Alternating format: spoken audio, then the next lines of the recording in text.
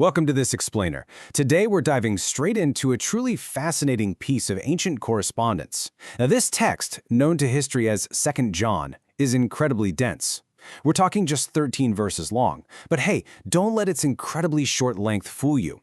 There's a massive amount of weight packed into these few sentences. We're going to unpack this text together to uncover some absolutely timeless themes about truth, active love, and the absolute necessity of drawing firm boundaries. So let's start with a really compelling question to guide us through this short yet incredibly profound text. How exactly did a first-century letter define concepts like love, truth, and the ultimate deception? We throw these words around all the time today, but as we're about to see, the answers provided in this text are actually quite surprising, and they're highly specific to this ancient community. All right, let's jump right into Section 1, the elder and the lady, opening the letter. To really grasp the weight of this text, we need to know exactly who is sending and receiving this correspondence. The sender simply identifies himself as the elder. He doesn't even use a name, just a title of respect and authority. And the recipients? They're addressed intriguingly as the chosen lady and her children. Now, verses 1 through 4 tell us that the elder loves them in the truth. And actually, not just him, but all who know the truth love them too. It immediately sets up this remarkably intimate, deeply communal tone for a group of people who are entirely committed to walking together in this shared truth. The elder even points out that it brings him just immense joy to find some of her children walking in the truth, exactly as the Father commanded. Right off the bat, the author establishes the core components of their shared worldview right there in the greeting in verses 2 and 3. This is far from just your polite everyday hello. The text anchors their relationship first and foremost in truth, specifically noting that truth lives in us and will literally be with us forever. From there, it stacks grace from God the Father, mercy from Jesus Christ, peace, and love. The author goes out of his way to emphasize that this grace, mercy, and peace will be with them specifically in both truth and love. It's this incredibly tightly woven foundation, combining grace and mercy with the immovable anchor of truth, which really sets up everything that's about to follow. Moving right along to Section 2, defining truth and love with some very specific parameters. Okay, so in verse 5, the text anchors its primary instruction not as some groundbreaking novel idea, but as an ancient foundational command. The author writes, "I am not writing you a new command, but one we have had from the beginning. I ask that we love one another." So, the author is pulling the recipients back to their roots, reminding them of the very first instructions they received as a community. But, and this is key, he doesn't just drop the word love and expect them to interpret it however they happen to see fit. And this brilliantly illustrates what the author actually means when we get to verse 6. And this is love, that we walk in obedience to his commands. The text explicitly defines love not merely as this fleeting emotion, a warm feeling in your heart, or just a general sense of goodwill toward others. Nope, it's defined as an active, continuous obedience to commands. Just as they have heard from the beginning, the command is that you walk in love, which is practically demonstrated through strict obedience. In this specific ancient framework, love is an action. It's a structural way of living, not just a passing affection. Which brings us to a major shift in tone for Section 3, the threat of deceivers, a severe warning. So dropping down to verse 7, the text identifies a very specific theological threat that has entered their physical world.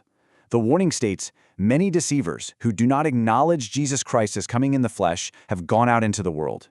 The author pulls absolutely no punches here, directly labeling anyone who holds this specific denial, the denial of the flesh, as the deceiver and the Antichrist.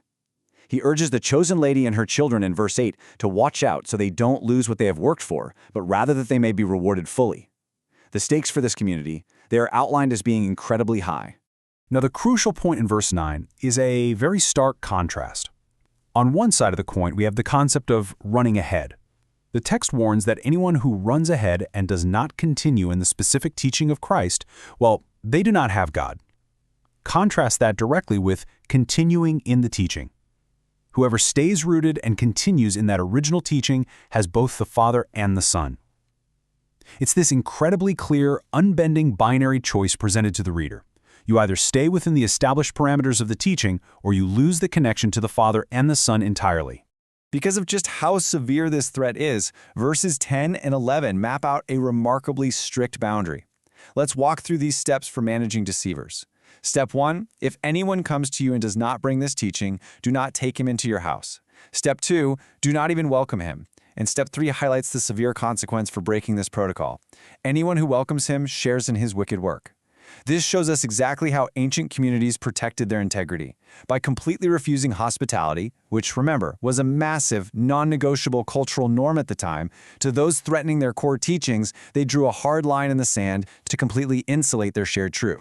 Finally, let's look at Section 4, Beyond Paper and Ink, Desire for Connection. I absolutely love this part because even centuries ago, as seen in verse 12, the author expressed a deeply relatable frustration with distant communication mediums. He writes, "I have much to write to you, but I do not want to use paper and ink." Despite having these genuinely crucial, heavy matters to discuss regarding deceivers, strict boundaries, and active love, the author basically hits a wall with the technology of his day. Merely writing these things down on paper, it just isn't enough for what he truly wants to convey to them. And the solution here is just incredibly poignant. Instead, I hope to visit you and talk with you face to face, so that our joy may be complete. The author links the ultimate completion of their mutual joy directly to physical in-person presence. You simply can't fully experience this community through letters alone. The text then softly closes in verse 13 by passing on greetings from the children of the chosen sister. It beautifully rounds out the whole message, proving that despite all those strict theological boundaries and the urgent warnings we just talked about, the ultimate goal was always joyful, face-to-face human connection. So, if we distill these 13 incredibly dense verses down into our key takeaways for this explainer, we see a truly fascinating ancient framework for living. First, love and truth are inextricably linked. Love isn't just an emotion, it is defined by active obedience to commands. Second, remarkably strict boundaries, like even going as far as denying basic hospitality, were prescribed to protect the communal integrity from the threat of deception. And third, despite the lasting power of the written word, physical, face-to-face connection was valued above all else as the true source of complete joy. It's a really profound balancing act between uncompromising truth, active love, and the timeless human need for physical presence. I want to leave you with this final, provocative thought to consider. In an age dominated by our modern versions of paper and ink, our text messages, our overflowing inboxes, and our endless social media screens, are we still prioritizing the actual face-to-face connection required to make our joy complete? Take a moment to consider how these first-century community standards might still echo in our highly connected, yet often very isolated modern lives today. Thanks so much for exploring this remarkable text with me.